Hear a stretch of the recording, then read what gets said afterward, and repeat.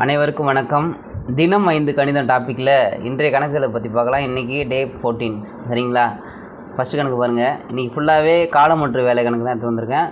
பாருங்கள், ஏ என்பவர் ஒரு வேலையை 3 நாட்களிலும் பி என்பவர் 6 நாட்களிலும் முடிப்பார் எனில் இருவரும் சேர்ந்து எத்தனை நாளில் முடிப்பார்னு கேட்டிருக்காங்க. சரிங்களா, நல்லா காதில் வாங்கிங்க கான்செப்டை. அதாவது ஏபி அல்லது பிக்யூ ஏதோ ஒரு ஏபிசிடி நம்பரை கொடுத்துட்டு ஒருவர் இந்த வேலையை இத்தனை நாளில் பண்ணுறாரு, இன்னொருத்தவர் இத்தனை நாளில் பண்ணிவிட்டு 2 பேரும் சேர்ந்து கேட்குறாங்கன்னு வச்சிங்களேன். இருவரும் சேர்ந்து அல்லது இணைந்து அல்லது ஒன்றாக அப்படின்னு கேட்டாங்கன்னா என்ன பண்ணணும்னா, ஷார்ட்கட்டாக சொல்லித்தரேன். A into B divided by A plus B, அவ்வளோதாங்க ஃபார்முலா. சரிங்களா, இது ஒரு ஷார்ட்கட் ஃபார்முலா எழுதி வச்சிங்க. ஏ இன்ட்டு பி மேலே பெருக்கணும், கீழே கூட்டணும். சரிங்களா, இங்கே ஏவோட மதிப்பு எவ்வளோ 3 நாள், பி வந்து எவ்வளோ 6 நாள். அப்போ 3 × 6 கீழே 3 கூட்டல் 9ன்னு வந்துடுமா. கூட்டுங்க. இங்கே 3 × 6 அப்படியே வச்சிங்க. ஏன்னா ஃபஸ்ட்டு பெருக்கிட வேணாம், வகுத்ததுக்கப்புறம் பெருக்கிக்கலாம். 3 6 எவ்வளோ வரும் 9ன்னு வந்துடுமா. அடித்தோன்னா 1 3 3 3 9. மறுபடியும் அடிச்சோன்னா 1 3 3 2 3 6ங்களா. அப்போ எத்தனை நாளில் செய்வாங்க சேர்ந்து? 2 நாளில் செய்வாங்க. 2 பேர் சேர்ந்து எத்தனை நாளில் செய்வாங்க? 2 நாளில் செய்வாங்க. நல்லா காதில் வாங்கிங்க. தனித்தனியாக கொடுத்துட்டு சேர்ந்துன்னு கேட்டாங்கன்னு வச்சிங்களேன், A into B divided by A plus B, அவ்வளோதாங்க. புரியுதுங்களா? ஓகே, அடுத்த கணக்கு பார்க்கலாம்.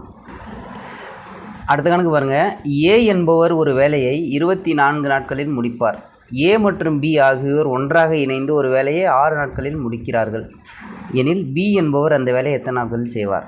ஒன்றும் இல்லைங்க, ஏ வந்து தனியாக ஒரு வேலை செய்கிறாருங்களாம் 24 நாளில். சரிங்களா, அப்புறம் ஏ மற்றும் பி இருவரும் இணைந்து வேலை செஞ்சிடறாங்க அப்படின்னா பி இருக்கார் இல்லையா, அவர் எத்தனை நாளில் செய்வாங்கன்னு கேட்குறாங்க. சரிங்களா, இதை எப்படி போடலாம் அப்படின்னு பார்த்தீங்கன்னா, இங்கே ஒன்றாக அப்படின்னு கேட்டதுனால என்ன பண்ணியிருக்கேன் நான், கீழே கூட்டுன்னு சொல்லியிருக்கேன் இல்லையா. அதே தான் இங்கேயுமே A into B divided by A minus B, அவ்வளோதாங்க. அதாவது ஒருத்தவங்களோட வேலையை தனியாக கொடுத்துட்டு 2 பேரோட வேலையை சேர்ந்து கொடுத்துட்டு இன்னொருத்தவங்களோட வேலையை கேட்கும்போது என்ன பண்ணணும்னா இந்த ஃபார்முலாங்க, கீழே கழிச்சிடணும். சரிங்களா, அப்போது ஏ வந்து எவ்வளோ, ஏ இன்ட்டு பி, அதாவது 24 நாட்களா பை 24 மைனஸ் 6 எவ்வளோ வரும்? 24 பை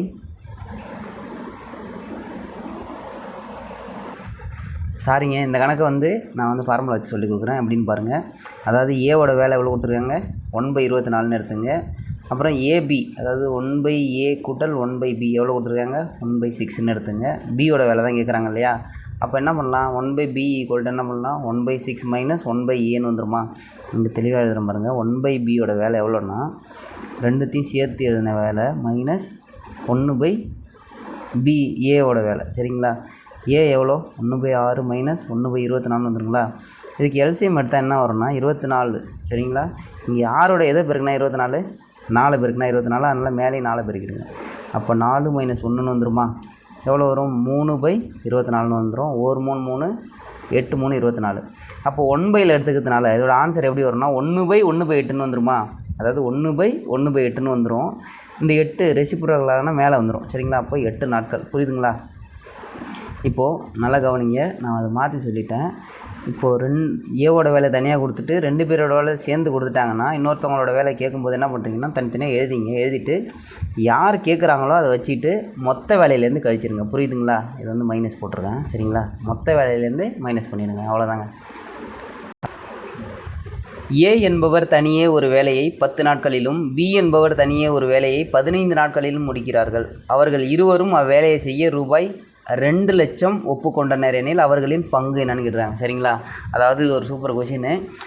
2 பேர் தனித்தனியாக வேலை செய்கிறாங்க, இத்தனை நாள்னு கொடுத்துட்டு ஒரு அமௌண்ட் வந்து அவங்களுக்கு சம்பளம் கொடுக்குறாங்க. சரிங்களா, இந்த அமௌண்ட்டை இவங்களுக்கு எவ்வளோ பங்கு போகும், இவங்களுக்கு எவ்வளோ பங்கு போகும்னா கொஷின். இந்தமாரி கணக்குகளில் நல்லா தெளிவாக தெரிஞ்சிங்க. ஏ வந்து எத்தனை நாளில், 10 நாளில். பி எத்தனை நாளில், 15 நாளில் செய்கிறாங்க. எவ்வளோ அமௌண்ட்டு, 2 லட்சம். புரியுதுங்களா? இப்போது நம்ம ஒரு வீட்டில் கான்ட்ராக்ட் எடுக்கிறோன்னு வச்சிங்களேன், யார் கம்மி நாளில் வேலை செய்கிறாங்களோ அவங்களுக்கு தான் நிறைய சம்பளம் அப்படிங்கிற கான்செப்டை இதில் வச்சிங்க. யார் குறைவான நாளில் சீக்கிரம் வேலையை முடிக்கிறாங்களோ, சீக்கிரம் யார் வேலையை முடிக்கிறாங்களோ அவங்களுக்கு தான் நிறைய காசு அப்படிங்கிற மாதிரி இதில் கான்செப்ட் வச்சிங்க. சரிங்களா, அப்படின்னு பார்த்தோம்னா யாருக்கு அதிக காசு போகும், இதில் ஏக்கு தான் அதிக காசு போகும். புரியுதுங்களா? அப்போது ஏ இஸ்ட்டு பி அப்படின்னு எடுத்துக்கிட்டோன்னு வச்சிங்களேன், எவ்வளோ வரும், 10:15 வந்துருமா. இதை ஸ்டார்ட் பண்ணோன்னா என்னென்னு வரும், 2 5 10 3 5 15. அப்போ 2:3ன்னு வந்துருங்களா. இப்போது ஏக்கு தான் வந்து என்ன சொல்லியிருக்கேன் நான், அதிக அமௌண்ட்டு போகும்னு சொல்லியிருக்கேன் இல்லையா. அதனால் என்ன பண்ணுறீங்க, இந்த கிடைக்கிற அதாவது வர விகிதம் இருக்கு இல்லையா, அதை வந்து ரெசிப்ரோக்கலாக எழுதிங்க. இப்போ A/Bன்னு எழுதணும் இல்லையா, அதை மாற்றி எழுதிங்க. அப்போது B/Aன்னு எழுதிங்க. எதுனா என்னென்னு வரும், 3:2ன்னு கிடச்சிரும். இப்போது 3:2 பங்கு தான் எவ்வளோ அமௌண்ட்டு, 2 லட்சம் ரூபா. புரியுதுங்களா. இப்போ மொத்தமாக எத்தனை பங்கு, இது ஒரு 3 பங்கு, இது ஒரு 2 பங்கு, மொத்தமாக 5 பங்குங்களா. 5 பங்கு ஈக்குவல் டு 2 லட்சம். சரிங்களா. நமக்கு ஒரு பங்கு அமௌண்ட்டு வேணும். என்ன பண்ணலாம், 2 லட்சம் டிவைடட் பை இந்த 5 பெருக்கல்ல இருக்கிற 5 ஈக்குவல் வந்துடும்போது வகுத்தல் வந்துடுமா. அடிங்க, 4 5 20. அப்போ எவ்வளோ கிடைக்குது, 40,000ன்னு கிடைக்குது. ஒரு பங்கு எவ்வளோ கிடைக்குது, 40,000. என்ன பண்ணணும், இந்த 40,000 எடுத்துகிட்டு போயிட்டு இந்த 3 கூடையும் பெருக்கணும், இந்த 2 கூடையும் பெருக்கணும். ஏன்னா ஒரு விகிதம் இருக்குன்னு வச்சிங்களா, ஏதோ ஒரு எண்ணெய் பெருக்குறாங்க அப்படின்னு அர்த்தம். சரிங்களா. பெருக்குனா என்னென்னு வரும், 3 × 40, அதாவது 3 × 40,000, அப்புறம் 2 × 40,000. புரியுதுங்களா. அப்போ 3 × 40,000 எவ்வளோ வருது, ஏவோட பங்கு 1,20,000. பியோட பங்கு 40,000 × 2 80,000. இது வந்து பியோட பங்கு, இது வந்து ஏவோட பங்கு. புரியுதுங்களா. 1,20,000 மொத்தம் ரெண்டுத்தையும் கூட்டுங்க, 2 லட்சம் வந்துடுதா. இப்போ என்ன சொல்கிறேன்னா, அதாவது யார் கம்மியாக வேலை செய்கிறாங்களோ அவங்களுக்கு தான் நிறைய சம்பளம். இந்த கான்செப்டை நல்லா தெரிஞ்சுக்கிங்க இந்தமாரி கணக்குகளில். புரியுதுங்களா. இது தெரிஞ்சுக்கிட்டாலே இந்த கணக்கு போட்டுடலாம். அதனால தான் நான் இங்கே என்ன பண்ணியிருக்கேன்னா, இன்டர்சேஞ்ச் பண்ணியிருக்கேன் வேல்யூ 3:2ன்னு. புரியுதுங்களா. ஏன்னா அப்படியே வச்சு போட்டிங்கன்னா ஏக்கு வந்து அதிக சம்பளம் வந்துடும், கம்மி சம்பளம் வந்துடும், பிக்கு வந்து அதிக சம்பளம் போயிடும். அப்போ அது கணக்கு வந்து தப்பாயிடும். புரியுதுங்களா. இதை மாற்றிங்க, அடுத்த கணக்கு பார்க்கலாம். ஏ என்பவர் தனியே ஒரு வேலையை 35 நாட்களில் முடிக்கிறார். பி ஆனவர் ஏ என்பவரை விட 40% கூடுதல் திறன் வாய்ந்தவர் எனில் பி என்பவர் அந்த வேலையை எத்தனை நாட்களில் முடிப்பார்னு கேட்டிருக்காங்க. சரிங்களா. அதாவது ஏ வந்து தனியாக எத்தனை நாளில் முடிக்கிறாரா, 35 நாளில் முடிக்கிறார். சரிங்களா. பி ஆனவர் ஏயை விட, அப்போ பி வந்து என்னன்னு சொல்லிட்டாங்கன்னா, ஏயை விட 40% திறன் வந்து அதிகமாக, இவரோட 40% அதிகமாக வேலை செய்வாராம். அப்படின்னா பியோட மதிப்பு என்னன்னு கேட்குறாங்க. சரிங்களா. இந்தமாரி ஒரு பர்சன்டேஜ் கொடுத்துட்டு, ஒருத்தவங்களோட வேலையை கொடுத்துட்டு இன்னொருத்தவங்களோட வேலையை கேட்குறாங்க அப்படின்னா என்ன பண்ணுறீங்க, ஃபஸ்ட்டு 100 போட்டுங்க, கீழே 100 + இந்த இடத்துல எக்ஸு. இந்த எக்ஸு வந்து எதை குறிக்குதுன்னா பர்சன்டேஜை குறிக்கும். ஏன்னா இதுங்க x = பர்சன்டேஜ், என்ன பர்சன்டேஜ் கொடுத்துருக்காங்களோ அது. இந்த இடத்துல ப்ளஸ் மைனஸ் இருக்கு இல்லையா, ப்ளஸ்ஸு வந்து அதிக கூடுதல் திறன் வாய்ந்தவர்னால் ப்ளஸ்ஸு போட்டுருங்க. இவரோட திறன் கம்மியாக இருக்கிறாரு அப்படின்னு போட்டாங்கன்னா வச்சிங்களா, மைனஸ் போட்டுருங்க. சரிங்களா. திறன் கம்மினா மைனஸு, கூடுதல்னா அதிகம் போட்டுங்க. புரியுதுங்களா. அடுத்தது இன்ட்டு இந்த வேலை ஒன்று கொடுத்துருக்காங்க இல்லையா, யாரோட வேலை கொடுத்துருப்பாங்க, இங்கே வந்து ஏவோட வேலை கொடுத்துருக்காங்க. சப்போஸ் பியோட வேலை கொடுத்துருக்காங்கன்னா இந்த இடத்துல போட்டுருங்க. சரிங்களா. ஒர்க் வேணா இங்கே எழுதிக்கிறேன், ஒர்க்குன்னு எழுதிங்க. அப்படியே சப்ஸ்டிட் பண்ணுங்கள். 100/100 கூட்டல் எக்ஸுக்கு என்ன வேல்யூ 40ன்னு போட்டுடலாமா, இன்ட்டு இந்த வேல்யூ அப்படியே எடுத்து போட்டுருங்க 35. புரியுதுங்களா. அப்போ என்னென்னு வரும், 100/140 × 35ங்களா. எப்படி அடிக்கலாம், ஒரு ஜீரோவுக்கு ஒரு ஜீரோ அடிச்சிருங்க. 5 2 10, 7 2 14, 1 7 7, 5 7 35.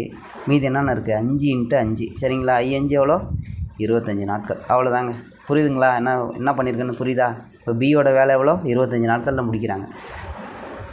இப்போது பர்சன்டேஜ் வச்சுட்டு ஒரு வேல்யூ கொடுத்துட்டு இன்னொரு வேல்யூ கேட்குறாங்க அப்படின்னா இதுதான் 100/100 கூட்டல் x இன்ட்டு அந்த ஒர்க்கு எவ்வளோ நாள் கொடுத்துருக்காங்களோ அதை போட்டுற வேண்டியதான். புரியுதுங்களா.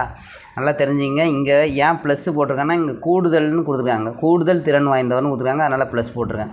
சப்போஸ் இவரை விட கம்மியாக வேலை செய்வார் அப்படின்னு கொடுத்துட்டாங்கன்னா இந்த இடத்துல என்ன பண்ணணும், -x போடணும். சரிங்களா. இந்த வேல்யூ எப்படி சப்ஸ்டிட் பண்ணியிருக்கேன்னா, இந்த இடத்துல ஒருத்தவங்களோட வேல்யூ கொடுப்பாங்க, அதை எடுத்து போட்டுற வேண்டியதான். புரியுதுங்களா. ஓகே, அடுத்த கணக்கு பார்க்கலாம்.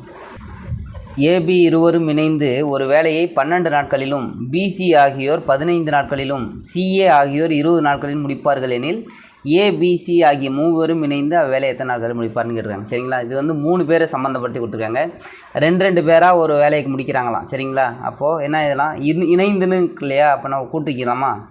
ஏ + பி வந்து எவ்வளோ, 12 நாள். அப்போ வந்து நான் 1/12 எடுத்துக்கிறேன். சரிங்களா. அடுத்தது பி + சி எவ்வளோ கொடுத்துருக்காங்க, 15 நாளில் கொடுத்துருக்காங்க. அடுத்தது சி கூட்டல் ஏ எவ்வளோ, 1/20 days. புரியுதுங்களா. எல்லாருமே இணைந்துன்னு கேட்குறாங்க. அப்போ என்ன பண்ணலாம், A + B plus B + C plus C + A. சரிங்களா. Equal to 3த்தையும் கூட்டிடுங்க. 1/12 கூட்டல் 1/15 கூட்டல் 1/20ங்களா. இதில் நல்லா பாருங்களேன், 2 ஏ இருக்கும், 2 பி இருக்கும், 2 சி இருக்கும். அதனால் என்ன பண்ணுறேன், காமனாக ஒரு 2 வெளில எடுத்துகிட்டு ஏ கூட்டல் பி கூட்டல் சி அப்படின்னு எழுதிக்கலாமா. 1/12, 1/15, 1/20. சரிங்களா? ஓகே, இது அப்படியே இருக்கட்டும். இந்த நம்பருக்கு இந்த 3த்துக்கும் எல்சிஎம் எடுக்கணும். ஏன்னா ப்ளஸ் இருக்கு இல்லையா டிவைடில். அப்போ எல்சிஎம் எடுத்தோன்னா என்ன வரும்னா, இங்கே 3த்துலேயும் வகுப்பட 2 என்னென்னா 60. சரிங்களா? இங்கே 12 கூட எதை பெருக்குன்னா 60 வரும்னு பார்க்கணும். சரிங்களா? என்ன பண்ணணும், 5 பெருக்குன்னா 60 வந்துடும், மேலேயும் 5 பெருக்கணும். அதேமாரி இந்த 15 கூட எது பெருக்கணும், 4 பெருக்குன்னா 60 வந்துடுமா, மேலேயும் 4 பெருக்கணும். கீழே என்ன பண்ணுறோமோ அதே மேலே கண்டிப்பாக போட்டுடணும். அதே போல் 20 கூட எது பெருக்குன்னா 60, 3 பெருக்குன்னா 60, மேலேயும் 3 போட்டுற வேண்டியதான். அப்போ ஓர் 5 5ன்னு வந்துடும், ஒரு 4 4, ஒரு 3 3. சரிங்களா? இங்கே 2 × ஏ கூட்டல் பி கூட்டல் சி. புரியுதா? அடுத்தது பாருங்கள், 2 × ஏ + பி + சி ஈக்குவல் எவ்வளோ வரும், 9 3 12/60ன்னு வந்துடுமா. இது அடிங்க, ஒரு 12 12, 5 12 60ன்னு வந்துடும்.